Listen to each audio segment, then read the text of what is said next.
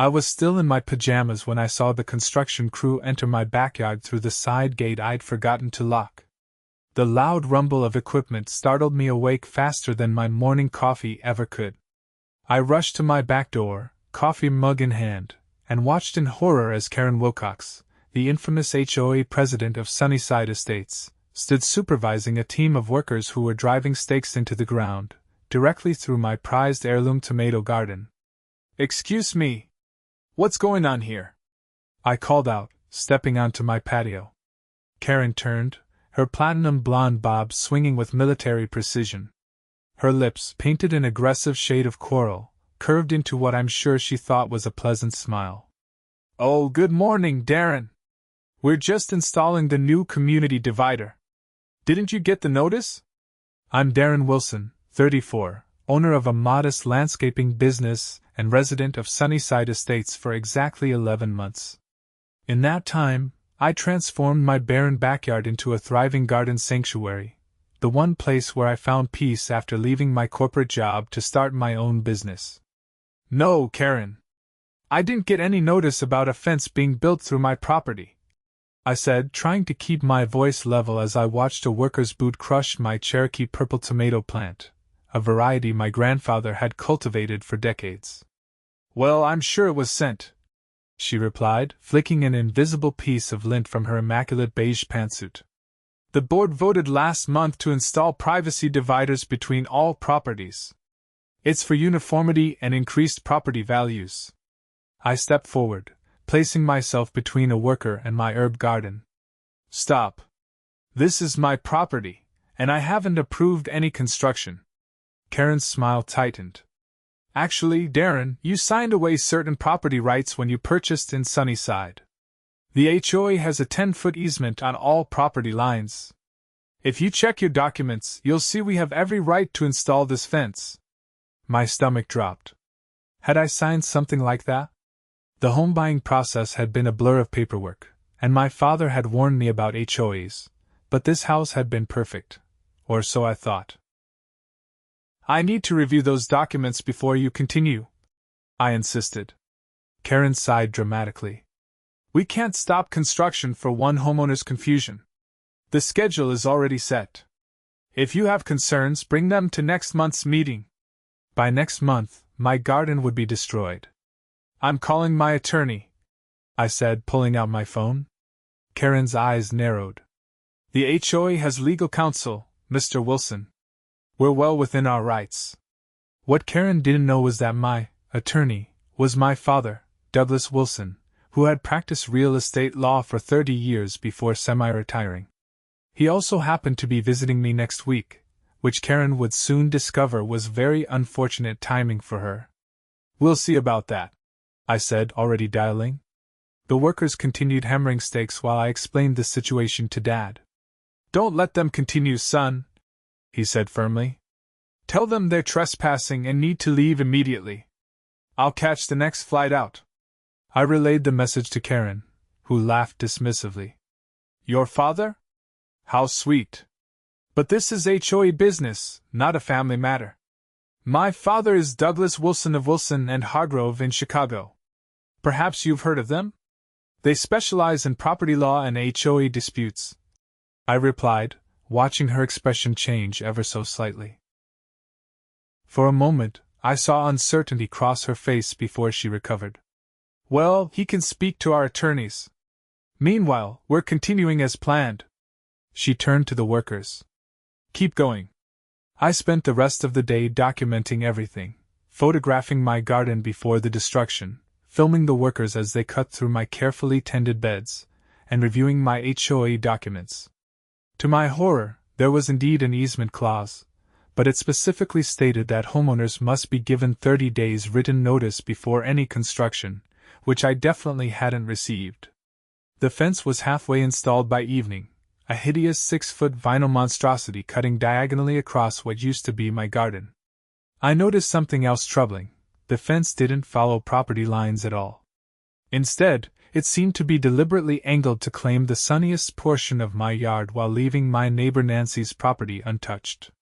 Nancy Atkins, a retired teacher who lived on my other side, came over that evening, clearly distraught. "They're doing it to everyone on this side of the street, Darren," she said, wringing her hands. "But not to the properties on Maple Drive. Isn't that strange?"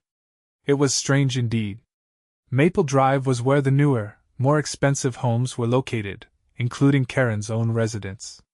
"Has anyone received proper notice?" I asked. Nancy shook her head. "Not a single person I've spoken to. And there was no vote at any meeting I attended." The next morning, my doorbell rang at 7 a.m. sharp. I opened it to find Karen standing there with a younger woman in a suit. "This is Jessica Thomas, our HOA attorney," Karen announced, not bothering with pleasantries. "We understand you have concerns about the new community beautification project." I invited them in, partly because I wanted witnesses to this conversation and partly because I'd been up all night connecting some very suspicious dots. "Would either of you like coffee?" I offered. "No," Karen said curtly while Jessica politely declined.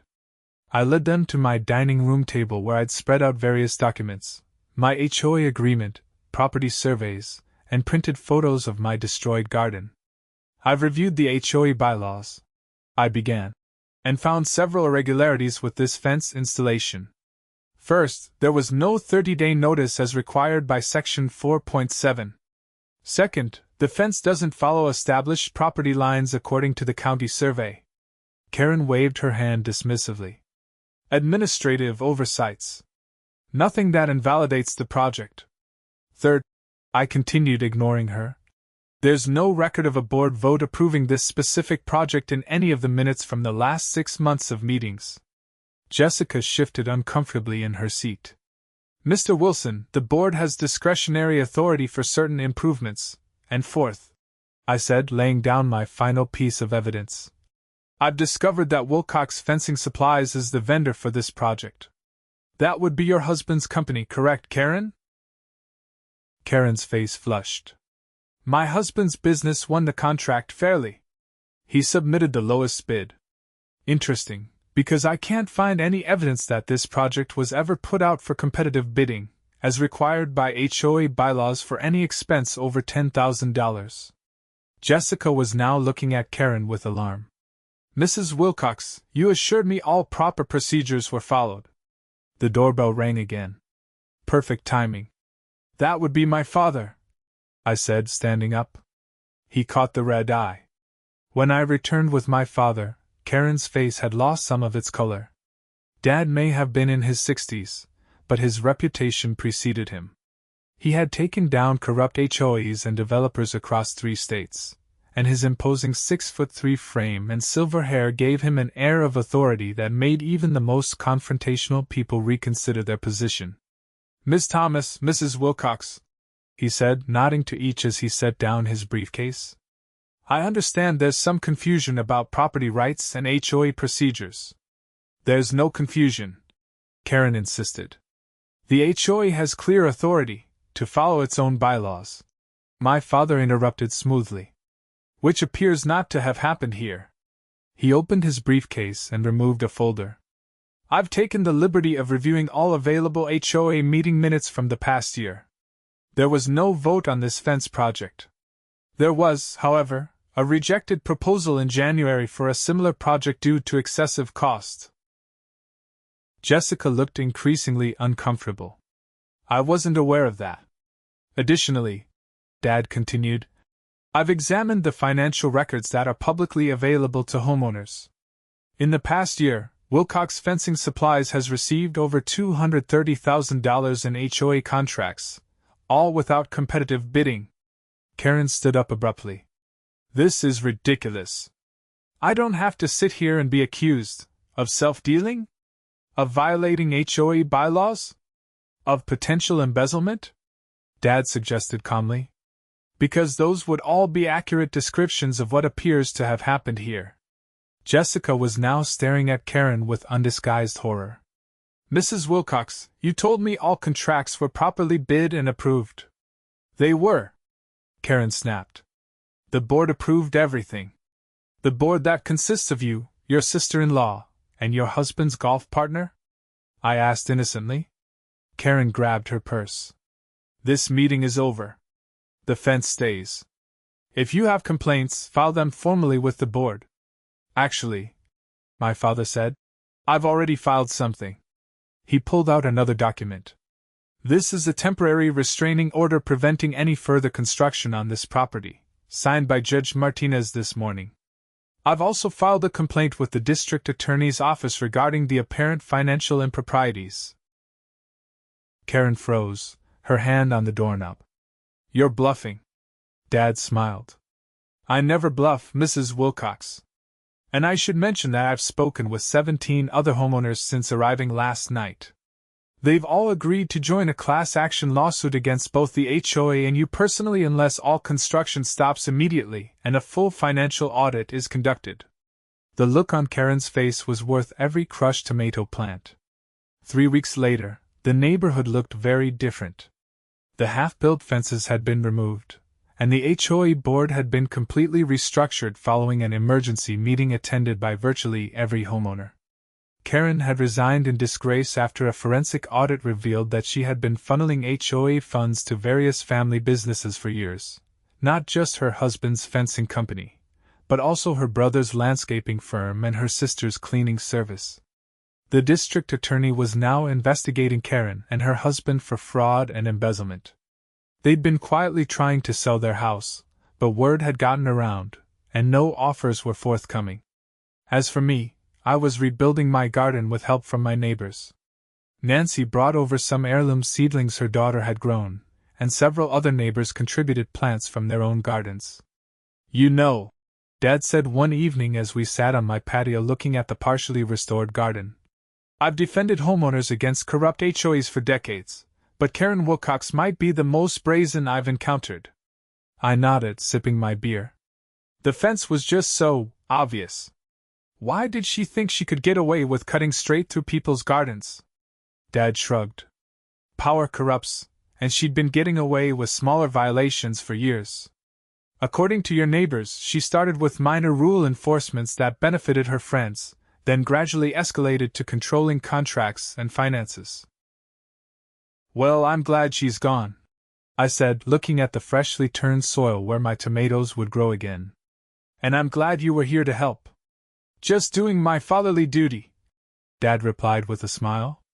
Though I might need to postpone my retirement a bit longer. I've had calls from 3 other HOA communities since word got out. The doorbell rang, interrupting our conversation. I opened it to find Jessica Thomas, Karen's former attorney, standing on my porch looking distinctly uncomfortable. Mr. Wilson, I wanted to apologize personally, she said. I had no idea what Karen was doing. I was only shown selective documents and told that everything was above board. I appreciate that, I said, genuinely surprised by her visit. There's something else, she continued, handing me a thick folder.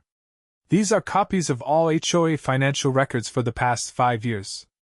I think your father should see them. There's evidence that Karen was planning something much bigger than just the fence project. I invited her in, curious about what she meant. Jessica explained as we walked to the patio.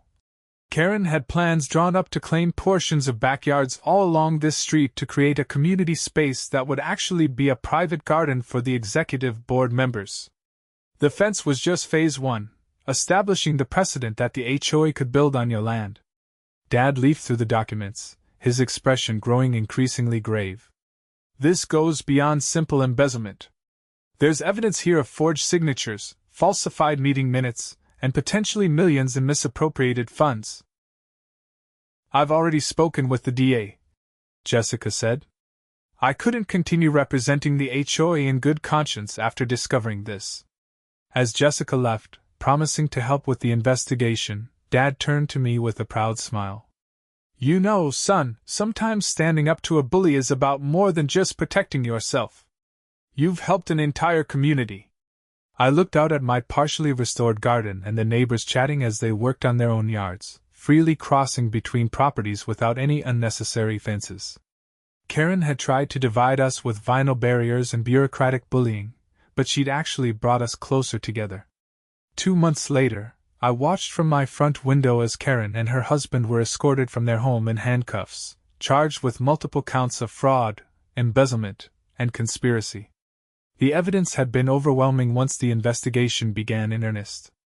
My garden was flourishing again, and the neighborhood had formed a new HOA board with transparent practices and monthly open meetings. I'd even been asked to join, though I politely declined. My landscaping business was booming. Turns out, helping restore gardens damaged by Karen's fence project had earned me quite a reputation in the area. Dad had extended his stay and was now consulting with our neighborhood and several others to create what he called bully-proof bylaws that would prevent future Karens from abusing their power. As we watched the police car carrying the Wilcoxes drive away, Nancy came over with a basket of fresh vegetables from her garden. "It's amazing how much better everything grows when there's no shade from an illegal fence," she said with a wink. I couldn't have agreed more. Sometimes you have to stand your ground to let the good things grow.